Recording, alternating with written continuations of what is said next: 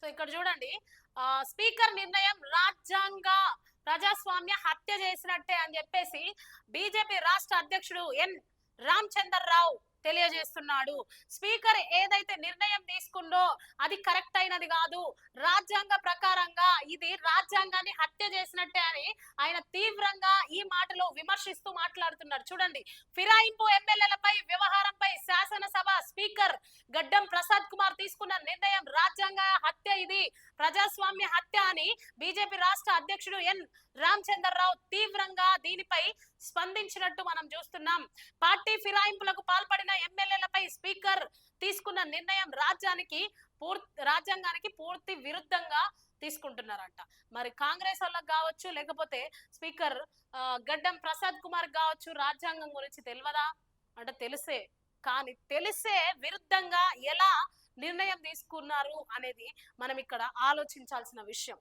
చూడండి, రాజ్యాంగాన్ని కాపాడుతామని పదే పదే చెప్పుకునే ఈ కాంగ్రెస్ పార్టీ ఈ రోజు రాజ్యాంగ వ్యవస్థ అయిన స్పీకర్ ను కూడా రాజ్యాంగబద్ధంగా నిర్ణయం తీసుకోవడానికి ప్రభావితం చేసిందని ఎవరు ఆరోపిస్తున్నారు? బీజేపీ రాష్ట్ర అధ్యక్షుడు ఆరోపిస్తున్నారు. ఈ మేరకు బుధవారం రామచంద్రరావు మీడియాకు స్పందించి తెలియజేశారు. పార్టీ ఫిరాయింపుల నిరోధక చట్టాన్ని తీసుకొచ్చి కాంగ్రెస్ పార్టీయే ఈ రోజు ఆ చట్టానికి రాజ్యాంగానికి గౌరవం ఇవ్వకుండా వ్యవహరిస్తుందని మండిపడ్డారు.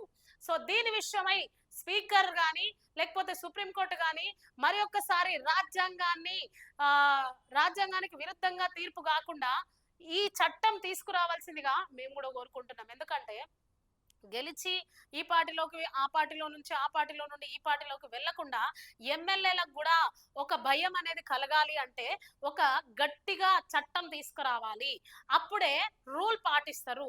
నేను ఇందులో గెలిచినా కదా, ఈ 5 ఏళ్ళు నేను ఇందులోనే ఉండాలి, లేదంటే నేను రూల్ కి వ్యతిరేకంగా చేయకుండా నేను ఇందులో రాజీనామా చేసి ఉప ఎన్నిక జరిగితే అందులో నేను గెలుస్తా, లేకుంటే నేను ఇండివిజువల్ గా గెలిచి నా ఇష్టం వచ్చిన పార్టీలోకి నేను వెళ్తా. ఎందుకంటే రాజ్యాంగం మనకు కల్పించింది, మీరు ఆ పార్టీలోకి అయినా వెళ్ళొచ్చు, ఈ పార్టీలోకి వెళ్ళొచ్చు, లేకుంటే ఇండివిజువల్ గా మీరు పోటీ చేయొచ్చు. ఓటర్లకు ఓటుకు ఎంత హక్కు కల్పించిందో రాజ్యాంగం, రాజకీయ నాయకులు కూడా తమ స్వతహాగా ఏ పార్టీలోకి వెళ్లే అధికారం రాజ్యాంగం కల్పించింది. కాకపోతే రాజ్యాంగానికి విరుద్ధంగా చేయకుండా మీరు రాజీనామా చేసి స్వచ్ఛందంగా వెళ్ళొచ్చు అని చెప్పేసి కూడా రాజ్యాంగం